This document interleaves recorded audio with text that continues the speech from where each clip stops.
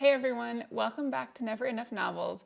I'm kicking off a new series today where I'm going to cover all of the latest news in the book world. Everything from book to screen adaptation announcements to all of the latest behind the scenes drama in the publishing industry. Basically anything that I think you should know about within the literary world. My goal is to round up these news stories at least once a month so you can stay on top of everything happening with your favorite authors and books. Grab your tea or coffee and put down your book because I have some exciting and controversial news to share today. And as always, hit like on this video and subscribe to my channel or follow my podcast so you can always stay up to date with my latest bookish news.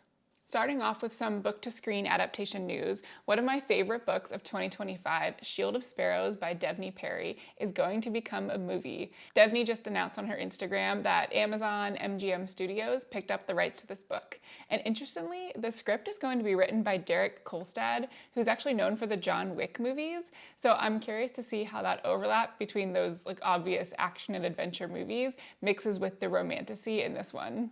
Also, it turns out this isn't going to be the first of her books that's going to be adapted to the screen. She also has a small town romance series called The Edens, which is in development with CBS Studios to become a TV series eventually.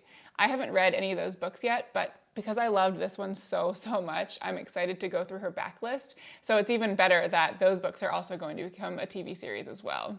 Shield of Sparrows is absolutely my favorite fantasy that I've read so far this year.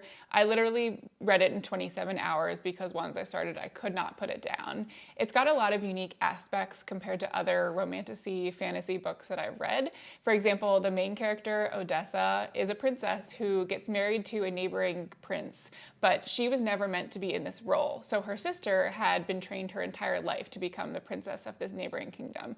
But at the last minute, the plans changed, and now Odessa finds herself thrust into this role that she was not prepared for at all. And her father tells her, on the night of her wedding, that she is supposed to be spying on this neighboring kingdom. So now she's caught up in this game of political intrigue as she's in this foreign land trying to figure out basically what to do. I love that she was terrible at pretty much everything that our normal fantasy heroines are good at. She was awful at training and sword fighting and even spying. It was refreshing to root for a heroine who is obviously out of her element, but just trying her best to get better. The whole story revolves around the new kingdom that she's in, which is called Tura, and the problems that they're facing within their land. So there are these horrible, deadly beasts that roam the land, and she finds out that some of them have been infected with a poison that makes them even more aggressive and deadly than usual. So as she's trying to spy for her father and also understand more about the issues that these people face, she starts to find her allegiances shifting. And there's also a delicious slow burn with the Guardian, who keeps pestering her and kind of has been assigned to watch over her, which added to the story so much. I highly recommend this book, and I cannot wait to see it adapted into a movie. This next piece of news is for my Gilmore Girls fans. Macmillan Audio recently announced that Alexis Bledel, who plays Rory in Gilmore Girls, is going to be narrating the 50th anniversary of the Tuck Everlasting book by Natalie Babbitt. This book and the movie, which starred Alexis Bledel, were huge favorites of my generation, so I know plenty of people are going to be thrilled by this news. I have to admit, I never actually read this book as a kid, but it's definitely going on my TBR now with this news. I think it's going to be a lot of fun to actually hear Alexis narrating the book. Tuck Everlasting is a children's book about Winnie Foster and her interactions with the neighbors, who are the Tuck family, and they have an enchanted spring on their property which allows them to live forever. And Alexis herself said, narrating this beloved story for its 50th anniversary edition is a wonderful journey back into a tale that challenges us to think about what it truly means to live a meaningful life. Then moving into some general bookish news and things from the publishing industry. The first piece of news I have to share is a recent scandal that has absolutely rocked the book world. So on May 18th, one of my Bookstagrammer friends, Tina from TBR Etc., broke the news that a Chicago paper included in the actual newspaper a summer reading segment, and some of the books in that list are made up. So it turns out that the author of this piece used AI to generate a summer reading list, and AI came up with this list of books that included 10 out of the 15 that weren't actual books. The list that this AI came up with included books from famous authors even, like Andy Weir and Taylor Jenkins Reid.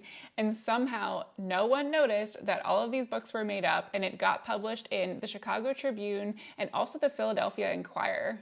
I have so many thoughts about this. Like, it is just a ridiculous story that's almost too crazy to be true. But at the most basic level, like, how did the writer not notice that these books are not real?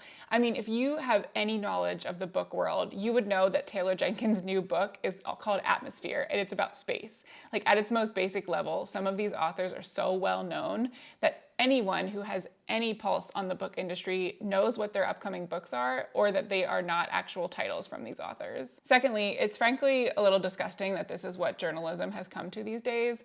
I know media outlets are trying to cut costs and cut their staff, so I guess writers are now just resorting to typing a few things into AI and publishing whatever comes out without any sort of verification.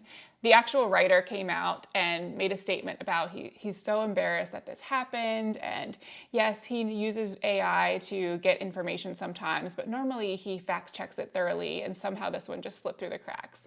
But I feel like we all know that's not what really happened here. He probably has used AI, and I'm sure a lot of other writers and journalists have used AI as well to write their stories without any sort of verification, because it takes too much time to actually look these things up. So it just goes to show you that you cannot truly trust what you read on the internet. I know that's often a joke, but these days it has become so much more true. And I just have to reiterate that it is always so important to fact check anything that you read on the internet, especially if it comes from AI.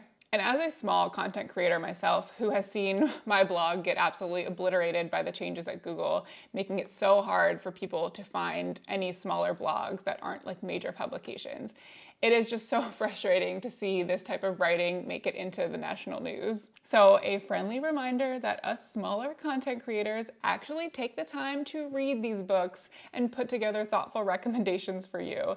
And anything that you can do to support us by liking videos or following or subscribing makes such a huge difference and ensures that you're gonna get content that you can actually rely on. On a lighter note from all of this, as ridiculous as it is, I had to laugh at the blurb that AI came up with for Andy Weir's new book. It basically said it was a thriller about a programmer who discovers that his AI program has been sentient for years and secretly influencing global events. Let me know in the comments what you think about this whole crazy situation. The next piece of news I have to share is from a little bit earlier in this year, but I just noticed it recently and I thought it was pretty interesting, so I still wanted to bring it up today. So it's from Simon & Schuster, and their flagship US imprint has announced it will no longer require authors to obtain blurbs for their book. If you're not familiar with the term, blurbs are promotional endorsements from other writers usually, and you'll often find them on the back cover of a book or within the first few pages of the inside cover. Simon & Schuster's publisher, Sean Manning, outlined this decision in an essay for Publishers Weekly, and he basically expressed concerns that the practice fosters an incestuous and unmeritocratic literary ecosystem, where connections often outweigh talent. So he emphasized that the time spent soliciting blurbs from authors detracts from their goal of producing high-quality literature, which I 100% agree with. I've heard from within the book industry that sometimes authors are providing these blurbs without even reading the entire book, sometimes not at all, or sometimes just reading like snippets or summaries instead. And that's understandable because these other authors don't necessarily have time to read all of the books that they're sent and type up a thoughtful description or reaction to the book. So as a result, I am a huge fan of this process change. I never pay much attention to blurbs in the first place because I know they're not always based on a full read-through. Plus, like, what author is going to say something negative about another author friend or someone that works for the same publishing house as they do?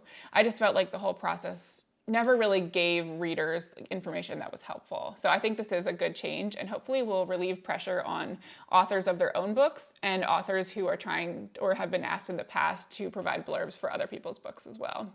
Question for you guys then, do you read the blurbs from other authors that you find on books, or have they ever influenced you to read a book in the past?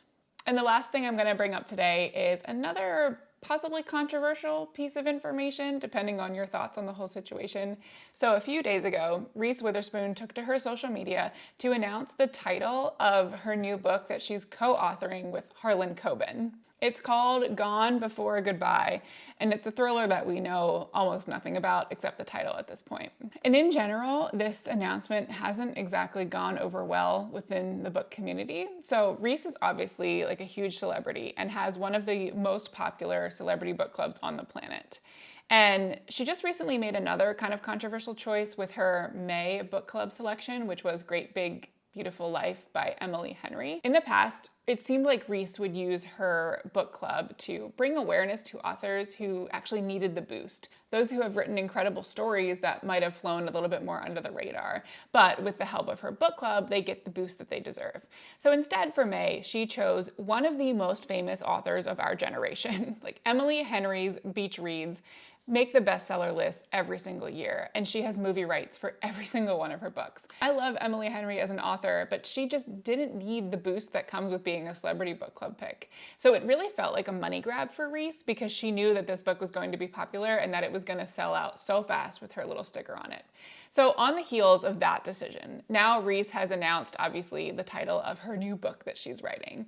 And I just have to say, I am not a fan of celebrities becoming co-authors with already famous writers and saying that they have now written a book. It feels like Reese just wants to add fiction author to her list of accolades, and of course any publisher is going to gobble it up because they know a book with her name on it is going to sell like crazy. Meanwhile, there are so many talented authors out there who are actually writing their own books who go unnoticed because they don't have that social media fame or name recognition. I'm just very over this trend of celebrities putting their name on a fiction novel and everyone fawning over this accomplishment. But I want to know your thoughts on this whole situation as well. So let me know in the comments if you've read any other fiction books by celebrities or if you think you'll pick up this latest book from Reese.